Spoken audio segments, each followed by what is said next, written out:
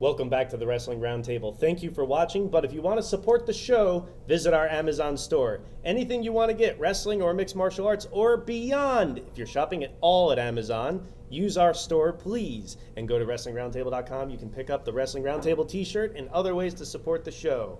Now, we had a poll on WrestlingRoundtable.com about what do you want us to talk about for our next set of shows. Now, it's been a few months since we taped, so hopefully we live up to your expectations, but 40% of the vote went to a best and worst. So I figured we're talking about the Attitude Era. Let's do a best and worst of the Attitude Era, and let's do the worst first and get it out of the way. So we usually do matches, moments, and overall shows. What are some of the worst matches in the Attitude Era? Obviously, Kennel from Hell match. I think the idea of a cage inside the Hell in Cell is actually not a bad idea, but not if Boss Man was involved. But the way they just pulled it off was awful, and it just didn't work at all. Total wash. Undertaker vs. Kane at SummerSlam 2000. What a waste! No one remembers it. Did it even start? I don't know if it started. It lasted maybe like 5 minutes. It wasn't even a match. I don't think there was even a bell. It was just basically Undertaker beating up Kane outside the ring for a few minutes, and that was it. And he stole the mask, and we saw his horribly scarred face. Oops! Undertaker versus Boss Man, Hell in the Cell, WrestleMania. I don't know if it was the right person in there with him, and I didn't get what the storyline was progressing to. Yeah. The hanging part was a little insane. It just seems a little too, freaky, and surprisingly he even did it. Some of the usual suspects like that one and the Kennel from Hell were brought up, but also let's not forget Patterson and Briscoe's evening gown match from King of the Ring. That's also Favorite brought up a lot. Oh man, that's great. But now that you mention Undertaker and Kane, they had one of the worst, I think, main events of the whole Attitude Era when they fought at Judgment Day for the vacant title and Austin was the ref. Just an atrocious match. But the one that comes to mind for me is the Hardcore Battle Royal at 2000, WrestleMania 2000. Not only were there a million title changes, they didn't even have the right finish, and fucking Bob Holly ended up winning over Taz. Why? Or Crash even. Godfather and Mark Henry also had a bunch of shitty matches then too. I can't even remember all of them, that they were terrible. But let's go to moments. What were some of the worst moments of the Attitude Era? And there are so many. I think Austin breaking his neck. Let's clarify this first, Will. Sorry to interrupt, but I think Owen Hart dying, Brian Pillman dying, and some of those real life ones are the real worst moments in the Attitude Era. Let's just talk about the booking. Gimmicks. Right. Oh, the book. Meat, Sean Stasiak, He had a boner on TV. That was great. That's great. Yeah, we wanted that. Terry Rollins, how can you not? Beaver Cleavage, which Mosh. That was one of the, I think, first times, along with Undertaker believes his gimmick, that they really started doing this work shoot shit. Like, I can't do this anymore. Chaz. Like, he couldn't do this gimmick that they were giving him, and then he broke kayfabe on TV. Give me a fucking break. So this was real, but everything else was fake. Yeah. This moment is when I realized that they will never push WCW guys, and that was when Austin beat Big Show clean right before WrestleMania. First of all, they didn't know what to call him, so when he beat Paul White, The Big Nasty. Yeah, I was an Austin fan. I wasn't the biggest Austin fan, but just at that moment, I was like, Christ, man. First of all, they had the match on Raw. Second of all, They why? gave it away. They gave it with away. Nothing. Like, this is this era's Hogan Andre, you would think, and they gave it away like the week before WrestleMania 15 with no hype. To me, that was like one of the first major WCW stars to cross over to the Attitude Era, maybe right after X-Pac. But I mean, that's something that you would be looking forward to as a fan, especially flipping through the channels, and gone, nothing. Yeah. Along those lines, I was shocked when Kane beat Austin for the title and it was on purpose. I couldn't believe after only a couple months that they took the belt off of Austin so quick and then put it back on him the night after. It just seemed like such a trademark Russo, cheap ratings pop that destroys the belts that props. I think that too is a moment when you realize that the belt started to lose their meaning. Certainly did, because there were 15 tag title changes in '99 alone. Well, I think the chop it a pee thing, that was just really ridiculous. I know probably Eric loves that. I like that. I think Kai in general. But that's another thing, pushing the envelope a little bit with doing that. I guess I like it in a reverse good sort of way. I don't know how you like it, but I'm just saying I don't like it. Because it's one of the most immortal lines in wrestling history, that's why. But the corporate ministry thing, I think the corporation alone was fine. The teaming As a up concept. thing, as a concept, it was a good concept. Now ministry. It doesn't make sense, and it threw it off. And even Shane had to go out there like, okay, this ain't working no more. We're disbanding. And then DX 2000 was not the same thing anymore. It shouldn't even been called DX. It wasn't DX. I kind of like the idea of them reforming, even though it was really soon, to be Triple H's lackeys and his monster push at the time. That's but the problem. Everything has a silver lining, because even the stupid corporate ministry shit gave us one of the other immortal lines in wrestling. Where to, Stephanie? But I remember things like the Stooges. Now, maybe I'm biased. All right, not maybe, I totally am. But when they come out doing Hogan poses and stuff, I just thought it was just so tacky. Yeah, that's when they started going too far with them. This guy made the WWF, and they were just goofing on him on the other channel, kicking them when they're down, and I just thought it was completely and it's unnecessary. funny that they re-signed him and gave him one of the best Yep. matches years later. But the Stooges beating the Mean Street Posse was funny to watch. Vince McMahon winning the title, because Lawrence and I flipped out about that. You were talking about the belts meaning less and less over the years. Yeah. 99 was the worst. Vince McMahon won the Royal Rumble, beat Ken Shamrock in a Lions Den match on Heat, and then put the belt on himself. Now, I'm sure it was Russo's idea, because that seems like his style, like the Arquette sort of thing, but McMahon certainly could have said no. But why is he going to say no to that? Look at me, I'm the champion. I did it. That's right, I did it. Flushed down all the history with Bruno and Savage and Hogan and Flair and Brett and all those guys. Vince fucking McMahon is the world champion. Yep, and he did it as a face too.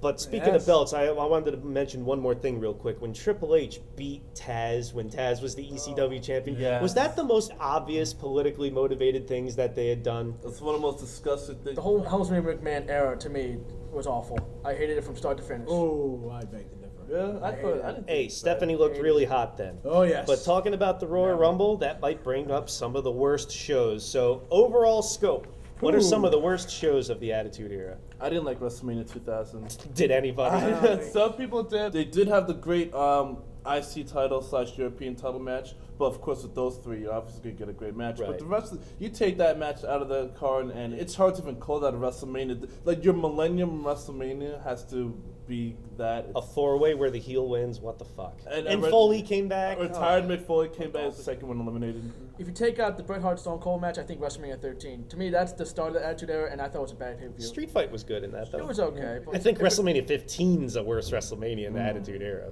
Survivor Series 99 was pretty bad, especially when Austin was taken out. The way that went down, because it was a big hype match, Rock, Triple H, and Austin. That's like the biggest three names. Right. And then the fact that he got taken out, and then Big Show winning it. For his fake dad's death? Yeah, I get it. You know, Big Show won the belt. You know, it's great, but honestly, it just was not the right time for that. There was no build up to him winning it. Nothing. It was just that disappointed me a lot. And 2000, but you already talked about it. DX in Your House is one that's often said to be a really shitty pay-per-view, but I wasn't a big fan of Survivor Series 98 the year before, because yes, the corporate rock, everyone loved that moment, but the whole show as an overall show was pretty much crap. To build up to that one moment, sure, but there weren't any good matches in that whole tournament, and Unforgiven 2000's pretty bad too. Because that was when they really messed up the Triple H Angle Stephanie storyline, which was going really hot for that summer, and then Triple H put a squash to that really quick, and no one was happy about that. But it also had that four-way main event where it was Rock, Kane, Undertaker, and He Who We Do Not Speak Of. Gee, I wonder who's taking the fall in this match. And sure enough, he did. But we're going to take the fall in this segment because we're moving on to the best of the Attitude Era when we come back.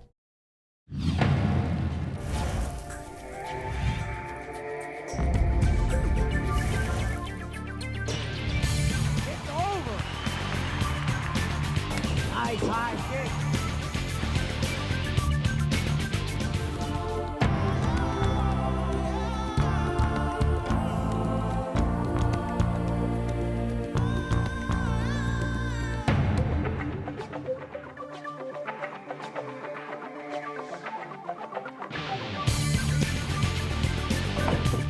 Oh, and he's out. That's it. What's keeping him out?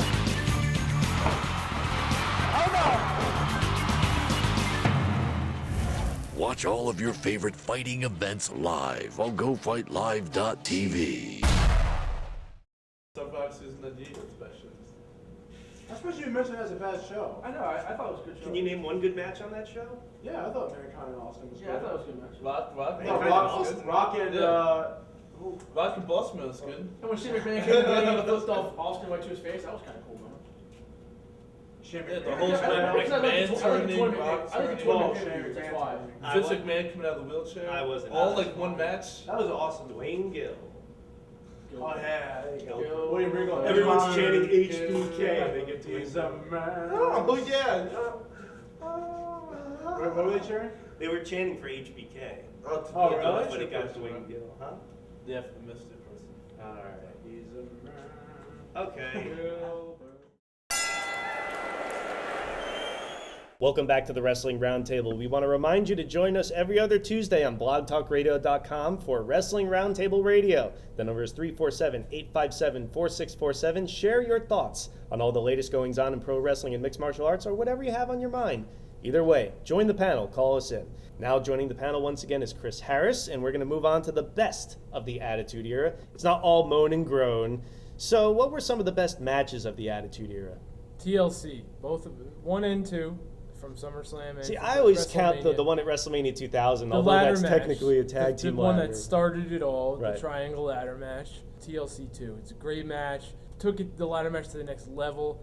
Unfortunately, once again, we're still seeing the repercussions of that, but it was a great match. Mm-hmm. Ken Shamrock versus The Rock at King of the Ring, 98, the finals. These two really have good chemistry in the ring. The fact that it took a while for Rock to tap was really building him as a character, maybe hinting at his face turn later on. But I think that was one of the best matches I've seen that year. I think going with ladder matches too, because that was like the height of ladder matches. Jericho and we did not speak of at Royal Rumble 2001 for the Intercontinental title, one of the best matches. Jericho hit him with a chair on the way down. That was just, oh my God, phenomenal. And When then he had him in the walls of Jericho on the ladder. That was just really, Yeah, really that was cool. good. Again, great wrestling, really special, really good match. Seems like the best matches of the Attitude Era were ladder matches, because two of the first things I think of are Triple H and The Rock at SummerSlam 98, which really made both of them, in a way, it really put them over the top in terms of the main event level, at least. But also the Hardys, Edge and Christian match that really eventually led to the the TLC Gold matches. Rush Really, the Hardys Terry needed that Invitational match. was it? Right, the one at No Mercy 99. I was going to say the build-up of the tag division was really one of the big things I think that they really There was struck really on. only 3 teams too. You could look a little bit before that. You had Headbangers, Godwins, like you guys brought up. There was a lot of bad tag teams until these 3 teams came in and they really innovated and pushed the tag team division over the top. They found their strengths. Doesn't it seem like even with guys like Jericho and Benoit, who are more wrestlers, that some of the best matches of that era all involved weapons and hardcore stuff? Because, I mean, not just that, but also the Hell in a Cells, Michaels and Undertaker, and Foley and Undertaker we've talked about on the show. It was new stuff, though. Right. It was something new. Same thing with And it wasn't overdone back then. I think the King of the Rings too were really good too, as far as a lot of the King of the Ring final matches, like you mentioned with Rocket Shamrock. I even thought Angle and Rikishi was actually a really good match, surprising how big he was. And they were building Rikishi up because he was getting hurt, but he was it looked like he was winning, and then Angle built his whole career up after winning the King of the Ring. So. Well, I mean, back to the weapon theme, even Austin, the biggest star of the era, a lot of his stuff I think had to be modified because of his neck injury that had occurred to him. So you get the matches like Over the Edge 98 with Dude Love, they're all great matches. Him and Triple H at the 3 Stages of Hell, No Way Out 2001, people love that match, but even that one too. But speaking of tag matches, the one that I did want to bring up that didn't involve weapons at all was from February 7th, 2000, the main event of Raw. Triple H, X-Pac, Saturn, Malenko, and He Who We Do Not Speak Of against Too Cool, Rikishi, and Rockin' Sock. One of the best wrestling matches of that time period. Who would have ever thought somebody would mention Too Cool in a best of segment on this show? The crowd was hot from beginning to They end that loved match. them. They were just a cool gimmick. They were just like, hence the name Too Cool. Well, at the end of that match, Kane made a surprise comeback with a new look and Paul Bearer, but that might be one of the best moments. So let's move on to some of the best moments of the Attitude Era. Chris Jericho debuting. It had to be brought up. Yeah, it did. Coming out, interrupting The Rock, the whole countdown that summer with the Y2J clock, it was something that was just so cool. We knew he was coming. We knew it was Jericho. I don't think a lot of people did, though, I guess. Well, there did. He got a great reaction, so people knew who he was. And there were signs. But the reason I'm not too thrilled about that is I was a big fan of his from WCW, and he sounded great. Putting him in the segment with The Rock was a good idea, but then The Rock just completely undermined him at the end of that and didn't have anything to do with him for like another year. I thought that was kind of messed up. Bret Hart in '97 to me had a string of great moments from him going crazy after the Rumble, the promo right before WrestleMania 13 where he lost and he's cursing on the microphone on live TV. You don't like it, tough shit. Tough shit. That one, yeah. Yeah, and it's just like, as Bret Hart feeling like, whoa, he's really taking this character to a whole nother level. And then the heel promo after WrestleMania 13, which is great from top to bottom. And you, as a fan, you're like, well, why are people booing him? They should be on his side. That was, I think, why that worked so well, the Bret Hart heel turn into the U.S. versus Canada or versus the world sort of storyline, because if you were a Bret Hart fan, you felt totally justified. The way they wrote that out, you felt like you were on the right side and everyone else was wrong. Yeah, when Austin started destroying the vehicles, something you'd never seen before, when he was destroying the Rock's car, when he had the cement into the limo, it was just phenomenal, great stuff. So, and again, not really involving wrestling, but it was just, you'd never seen that before. It was just funny stuff.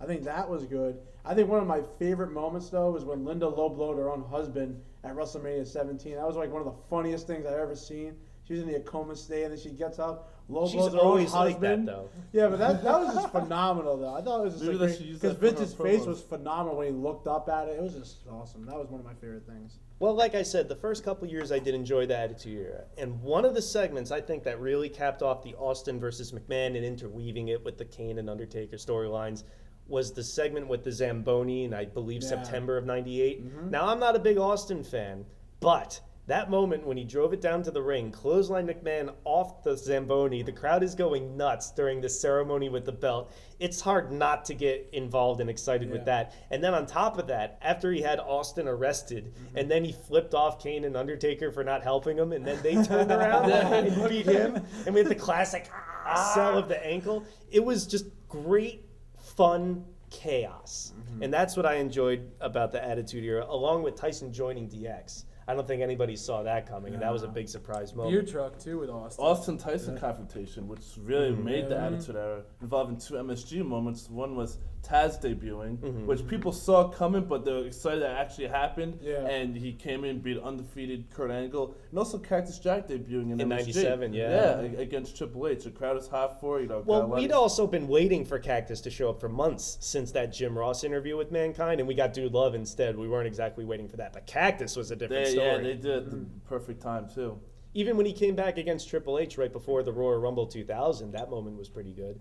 And it may not be wrestling, but I think we should at least mention the "I'll take care of him, nurse," and then he sticks the needle up McMahon's ass or whatever, coupled with the Sacco segment. It was funny, at least at first. But speaking of Sacco and Mick Foley, before we go on to overall shows, I think one of the best moments of the Attitude Era, even if it lasted only a couple weeks, was Mick Foley finally winning the world title in January. Well, it aired in January of '99. That, as a Mick Foley fan, you felt all these years he's given up his body and putting so much effort into his character, his matches, everything. And this guy works so hard and deserves it, I think. And he didn't seem like he was ever going to make it. And even if it was not clean and Austin helped and DX and whatever, it still meant something to have Mick Foley hold the title. But that was just on a Raw. And I don't know if that whole Raw is going to count as some of the best shows of the Attitude Era. But what do you think were the best shows overall of the Attitude Era? I think WrestleMania 17 was phenomenal. I think every match on that card hit a point. It was just a wonderful show. And again, I said King of the Rings. I think '98 was really good, and 2000 was really good. I thought they were very good shows. I mean, I think Angle winning the King of the Ring was right just to continue on with him. And I believe Shamrock won that one, the Hell in the Cell. That was just two phenomenal, great shows. And I remember watching them and just saying how those stand out to me. Royal Rumble 2000, I thought that was one of the best. You have Kurt Angle going up against a debuting Taz. Rock wins the Royal Rumble and the classic Triple H Cactus Jack hardcore match in the Garden. The tag match as well. Yeah, the Dudleys and Hardys had a Dudleys and good tables match, too. Survivor Series '98, buddy. I liked it. I know you didn't like it, but I was a fan of the show. It can't be for the wrestling. I just thought it was good out in one match. You had McMahon coming out of the wheelchair, revealing he's not really injured. Then Shane McMahon turning heel on Austin. And then the next thing with Rock winning, just the whole build-up. And he's going to be a face, he's going to be a face. Yeah. They even had the stare down with him and Austin. And then he turns heel at the end. I thought they had some good matches, and it was a great show. Well, we've talked a lot about WrestleManias, Royal Rumbles, and SummerSlams on the show, so I don't necessarily want to regurgitate some of that stuff. But I think one of the underrated shows, and it's in 99 of all years, was St. Valentine's Day Massacre. I think that's a really good top-to-bottom Attitude Era show, and if only they had done that exact card a month later at WrestleMania, it would have been much better, because you would have had the blow-off to Austin McMahon in the main event of a WrestleMania, which I think it was big enough to qualify for. Rock and Mankind, even the hardcore stuff in the undercard was pretty good, but that's a pay-per-view. And next time, we're going to be talking about some of the best and worst pay-per-views of all time, along with what to do and what not to do. What do we think is the perfect way to do a feud or storyline, and what's the exact opposite? And before we go, I want to remind you to join us on WrestlingRoundtable.com. You can get the links to all of our websites, MySpace, Facebook, Twitter, Go Fight Live, iTunes, all of it a hub at WrestlingRoundtable.com. Everything Wrestling Roundtable. Join us there and keep the conversation going after the show ends. So for the panel of Will Brooks, Chris Harris, Rodney LeConte, Will Vafides, I'm Eric Santamaria. Thank you, and join us next week.